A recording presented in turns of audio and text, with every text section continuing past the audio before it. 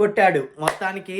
So Prabhas fans ఎవరైతే ఉంటారో పండగ చేసుకుందామో, ఎందుకంటే మూవీ మామూలుగా లేదు, ఘోరంగా ఉంది.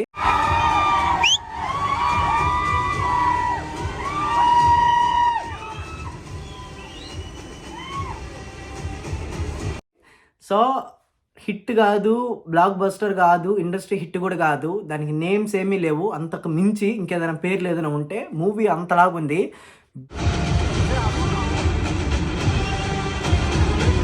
బీజిఎం కానీ, బ్యాక్గ్రౌండ్ స్కోర్ కానీ, ప్రభాస్ యాక్టింగ్ కానీ, ఎలివేషన్లు కానీ, ఇంకా నేను కేజీఎఫ్ కానీ అంటే చూసాను, కేజీఎఫ్లో బ్యాక్గ్రౌండ్ కానీ ఎలివేషన్కి బాగుంటాయి. కానీ మన వాడు కేజీఎఫ్ చేసుంటే ఎంత బాగుందని ఎలా మనం అనుకున్నామో ఏం పర్వాలేదు, దాంతకు మించి ఉంది సలార్లో. సో నాకైతే ఫుల్ సాటిస్ఫాక్షన్ అయినాను నేనైతే. ఎందుకంటే మన వాడికి ఇట్టుబడి చాలా రోజులు అయ్యింది. ఎందుకంటే ఆ మాస్ ఎలివేషన్ బడి చాలా రోజులైనాయి చెప్పాలంటే. అట్లాంటిది ముఖ్యంగా 10 ఏళ్ళు కలిపి ఒక్కసారి గుద్దినట్టు, ఒక్కసారిగా 10 ఏళ్ళు ప్రభాస్ని మనం ఎలా చూడాలనుకున్నామో అలా ప్రశాంత్ నీల్ చూపించాడు మొత్తానికి. సినిమా మాస్ ఎలివేషన్లు కంటే ఎమోషనల్ కూడా సూపర్గా ఉంది సినిమా.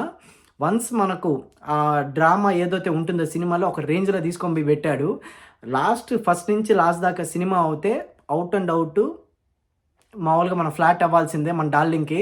ఎందుకంటే తెలిసిందే కదా, ఆ బాడీ చూసినా, ఆ కట్అవుట్ చూసినా ఎలివేషన్స్కి పర్ఫెక్ట్గా పడితే చాలు తీసుకొని వెళ్ళిపోతుంది. ఈ సినిమాకి 100 కాదు 1000% అయితే వర్కౌట్ అయింది ఈ సినిమాతో మన వాడికి మాస్ ఎలివేషన్లో. సో మిర్చి లాంటి కాకముందే ఛత్రపతి మూవీ కూడా మనకి మాస్ ఎలివేషన్లు ఎలా ఉంటాయో, సో దీంట్లో అంతకు మించి 10 ఇంతలు ఉంది ఈ సినిమాలో అయితే. నాకైతే మాటలు రావటం లేదు. నేనైతే 10కి కాదు కదా, 10కి 1000 10,000 ఇచ్చినా కానీ రేటింగ్ ఇస్తాను, అంతలా ఉంది మూవీ అయితే. అసలు టికెట్లు కానీ యూఎస్లో కూడా ఎలా బుకింగ్ అవుతున్నాయంటే, ఇండియాలో మనకి టికెట్లు ఎలా దొరకటం లేదు, ఇక్కడ కూడా మూవీ టికెట్ బుకింగ్ అనేది అంతలా జరుగుతుంది. అసలు నేను నమ్మలేదు. అంటే ఇండియాలో మనం ఉన్న వైబ్ వేరు, ఎందుకంటే మన వాళ్ళు ఎలాగో మూవీ కానీ ఎక్కువ ఇక్కడ అంత హడావిడిగా ఉండదు. బట్ అయినా కానీ సరే, వితౌట్ ప్రమోషన్స్ లేకుండా, వితౌట్ ఆడియో లాంచ్ లేకుండా ఎవ్రీథింగ్ ఎట్టుందంటే దుమ్ము లేచిపోయింది సినిమా. అటైతే ప్రశాంత్ నీళ్ళు హ్యాట్స్ ఆఫ్ చెప్పుకోవాలి. ఎందుకంటే మా డార్లింగ్ని మేము ఎలా చూడాలనుకుంటున్నామో అలా నేను చూపించినందుకు. బ్యాక్గ్రౌండ్ మ్యూజిక్ డార్లింగ్స్ చెప్తున్నాను, మామూలుగా లేదు. మన వాడికి ఎక్కడ బలాల ఎలివేషన్లు అది పడ్డాయి.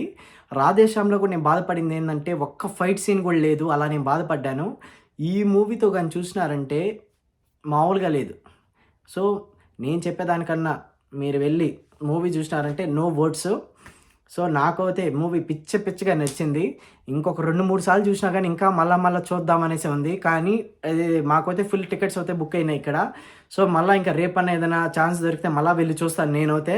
మీకు టికెట్లు ఏమైనా దొరికాయా లేదంటే దొరకలేదు నాకైతే కింద కమెంట్స్లో పెట్టండి.